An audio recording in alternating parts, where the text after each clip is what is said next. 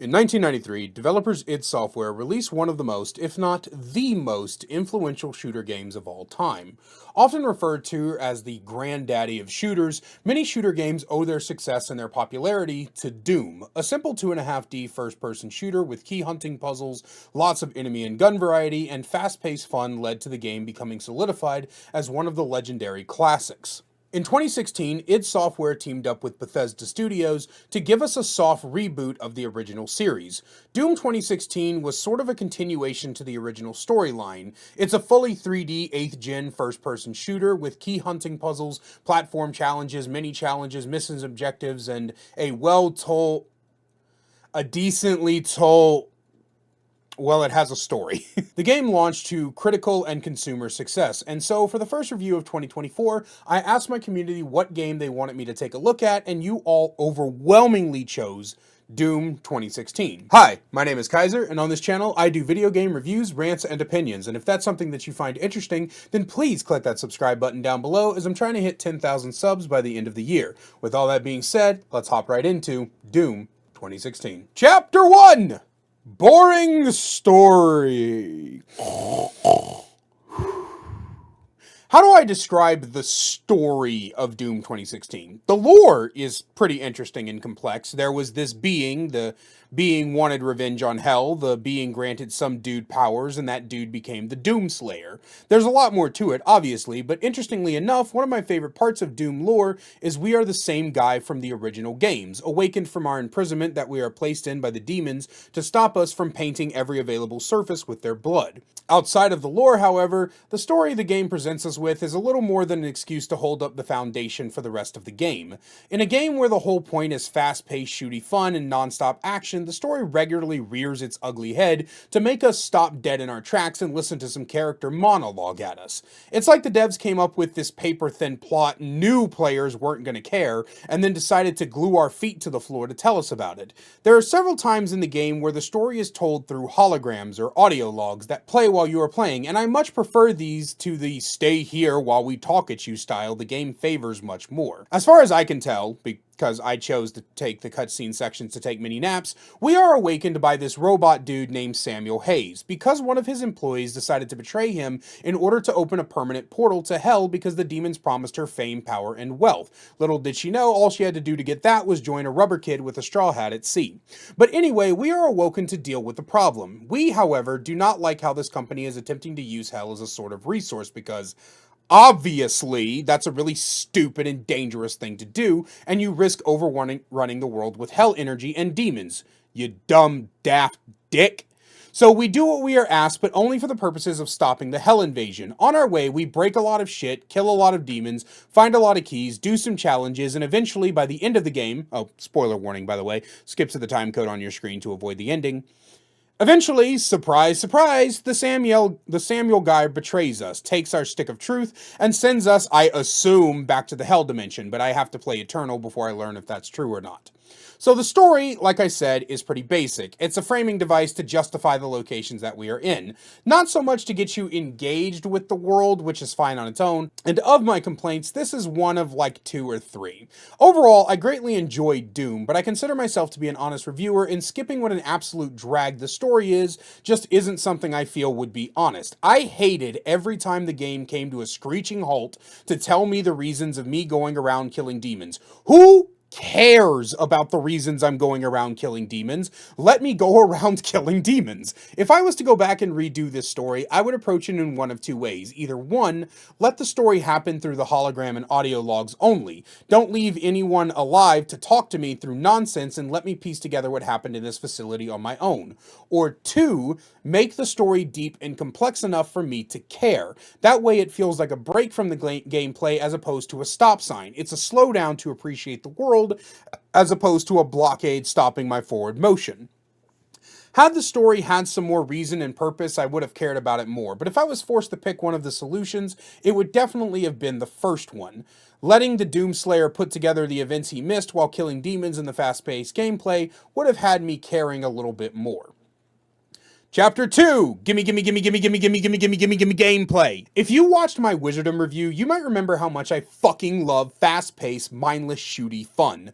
And god damn it, does Doom 2016 deliver. The introduction of vertical mobility and glory kills makes the original playstyle of Doom so much more engaging than you can ever imagine. You have a variety of guns that you collect throughout your journey. Every gun has mods that can be equipped and upgraded. Using these variety guns, a chainsaw, and a slew of finishing moves, you will slaughter your way through thousands of demons, from small fry who don't even attack you, to monstrous bosses who each have to be approached in slightly different ways. There's power-ups to help you in some arenas like quad damage, berserk, haste, and invulnerability. Ammo, meds, and armor litter the ground, and the gameplay loop is basically use a gun till you run out of ammo, then use the next one, then the next, and so on and so forth until everything or you is dead. As you are killing enemies and they get low enough on health, there is a mechanic called glory kills. Pressing the quick melee button in a certain range snaps you to an enemy and you do a quick finishing animation, netting you extra health, sometimes ammo, and if you have a certain rune equipped, armor as well. These finishing animations are brutal and bloody. Damned cool, although some of them are kind of underwhelming, like certain big enemies have very bare-bone basic glory kills, and it kind of disappoints me. The point of the glory kills is to keep the flow going. It happens for a moment to get you more resources and then you move on. However, it would have been nice to have some kind of toggleable option that allowed me to turn on and off longer animations if I wanted them. The game's difficulty curve is slight and gradual, and then, quite suddenly, toward the last couple of areas of the game, it turns into a fucking brick wall. At one point, I went from dying maybe once or twice the whole game to multiple times in a row. The fast-paced, mindless fun quickly and very suddenly becomes you having to manage your resources, understand power-up management, learn proper gun technique, and I actually don't hate this. In fact, I wish the entire game was this hard. It's frustrating, but it's what I like to call funstration, which I'm now realizing sounds like a brand of tampon for 12-year-olds. It stands for fun frustration. I'm not dying because I'm underleveled or because the game is badly coded or there's unrealistic expectations of you as a player. I'm dying due to my own lack of skill. This is the same concept that keeps a lot of well-designed Souls-likes, not you, Code Vein, retaining a regular player base when the game presents you with a difficulty spike that showcases your own skill. Many people are ready to keep going at it. Every time I died, I'd go, "Fuck, dude," and then jitter with excitement at another try. It's not rage that it induces, it's a challenge.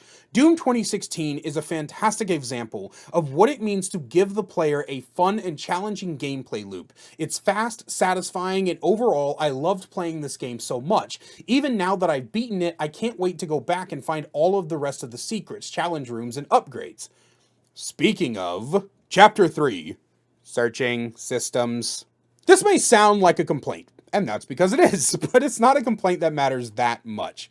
So in Doom 2016, you have 3 different upgrade systems: weapon upgrades, suit upgrades, and base stat upgrades. Then you have a rune system to give you passive abilities. Then there are Doom Doll collectibles. Then there's key hunting puzzles, and just for fun, we have some platforming challenges.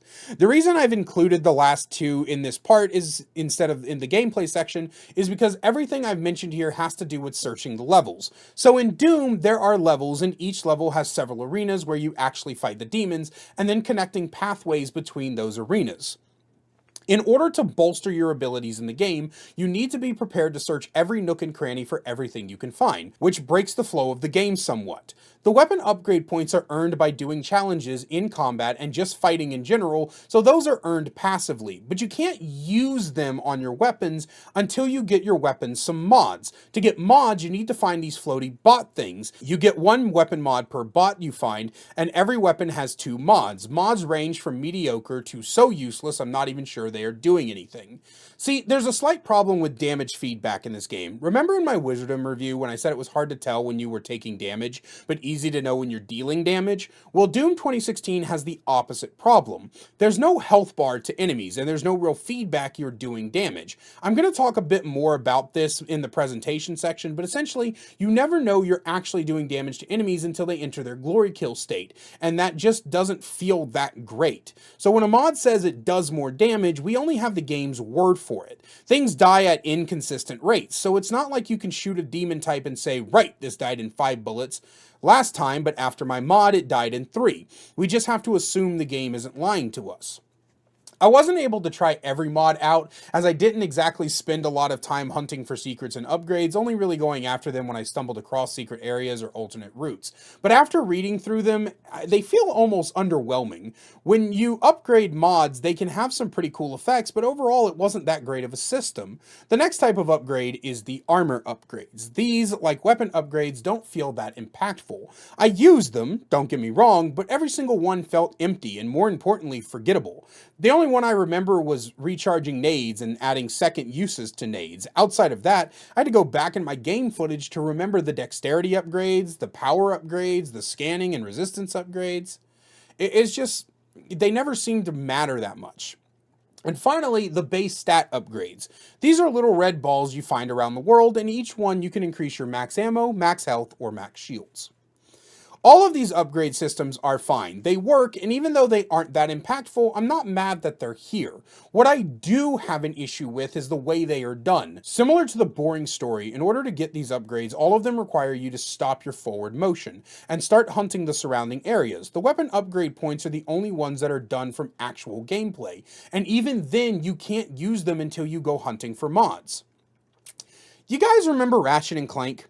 In the second game, Going Commando, they introduced the concept of upgrading your weapons through use. The more you use the weapon to secure kills, the more powerful they would become. They tied your upgrades directly to using your weapons, and weapon mods were purchasable bonuses that you would add and forget. You didn't need to go through a bunch of extra steps to upgrade your weaponry. In a game like Doom, where the fast-paced, kill everything in your way gameplay is so prominent, this would have been the perfect system. Your suit and stat upgrades should have been handled the same way, with basic EXP and levels. Imagine if killing enemies in certain ways resulted in more points, or hell, even trying those combat challenges to unlocking better stats and bonuses. I would have actually tried to do them then. Games like Doom require you to keep the gameplay up and moving. There should be a never-ending spawn of demons, only allowing the spawns to run out when you are in the arena bits. In the transitionary bits, looking for secrets becomes boring because once you kill all the demons, they stay dead.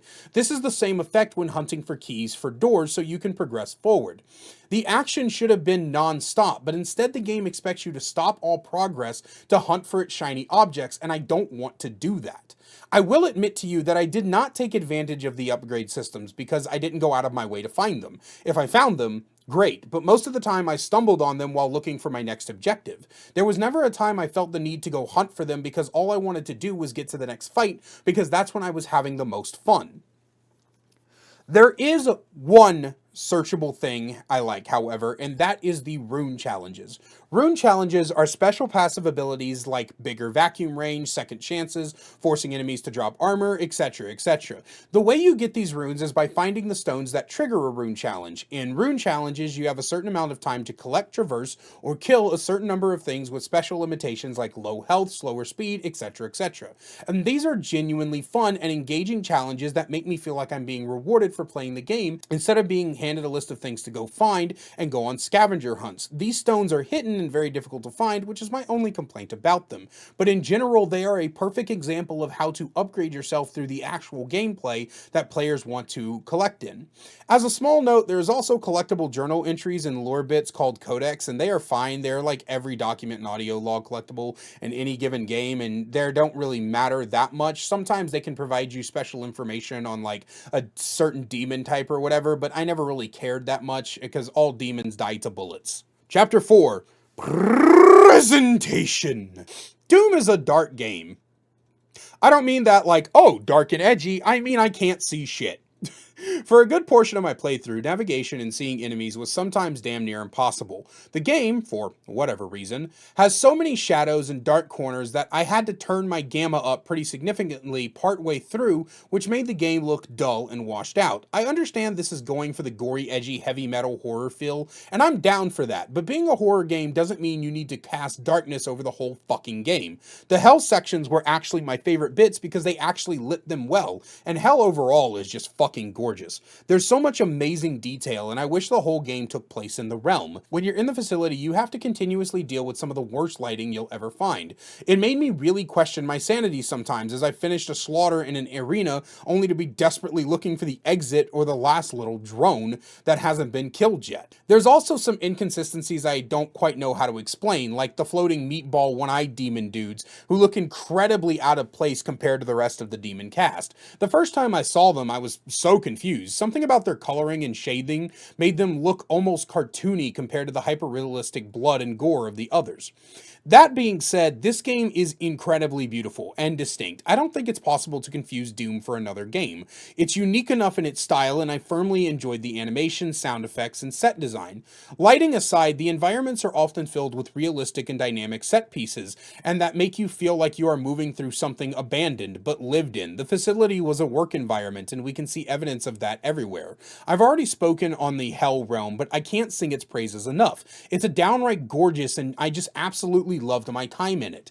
The sound design is, of course, on the top of its game. All the visceral growling, roars, and chattering of the demons is creepy and unnerving. The guns, the explosions sound heavy and full. The ripping of flesh and the gooiness of dead bodies, everything is so pleasing to the ears and helps raise your immersion while playing, and of course, the soundtrack. Heavy rock is often associated with the Doom franchise, and they killed it with this one. Right down to how when you do a glory kill, the soundtrack will sometimes pause for a brief moment to signify the end of a wave or even an entire fight right before picking back up again. If I were to pick my favorite aspect of the presentation, the sound design would flourish. I just love the way that everything makes me feel while I'm playing it. The heavy rock pounding in my ears as I blast through enemies with the sound of gunfire, barely rising above it to give it that extra oomph that I just can't let go of. It feels like I'm at a concert sometimes, and it just fills me with this feral need to kill more things. It's so fun and enjoyable. Of course, like I said, the animations are also amazing. Every demon is distinct and telegraphs their attacks quite well. It's very clear what you are fighting and what that thing you are fighting is doing. My favorite parts were honestly the boss fights. There's 3 of them, and each one was unique and fun. There's no copy-paste about how you fight them, and their designs are amazing. All in all, the presentation of Doom hit the nail on the head, and I can't get enough of it. Chapter 5. Conclusion. Doom 2016 was a breath of fresh air that I needed after playing so many long drawn-out story-driven games and multiplayer-only infuriating rage-inducing games. A single-player game fueled by nothing but heart-pounding intense gameplay which makes you feel badass and has nothing more to it. While some places like boss fights and ending arenas require you to manage yourself a bit more, those sections are great combined with the fast-paced mindless killing rampage of the other parts. While some parts of the game irritate me, mostly the parts where the gameplay is brought to a screeching halt in favor of some shit I couldn't care less about, the overall experience was a positive one. My ending time came in at around 8 or so hours, and I think that's the perfect length. Doom 2016 is a game everyone needs to experience at least once, and its replayability comes from its higher difficulty and secrets to find. I feel like it's one of those games that's inserted itself into must-play status, something that nearly every kind of gamer can enjoy, and in the end, I think it's one of the best games I've ever played. Thank you for watching. I hope you guys enjoyed the first review of 2024. I really enjoyed making it, and remember that this game was voted on by the community, so occasionally, whenever I can't decide on a game that I want to do next, I will give you guys a community poll on the YouTube, so keep an eye out for that. Other than that, I hope you guys' holidays were really fun. Welcome back to the channel, and that being said, as always, a special thank you to my channel members, the Gamer Geek, Peter RJ, the Cannibal Main, Spirit Upgrades, and Nuclear Bomb for their additional support. If you want to learn how to get your name at the end of videos as well as other perks like seeing videos early, then please click that join button down below. I love you guys so much, and I will see you in the next one.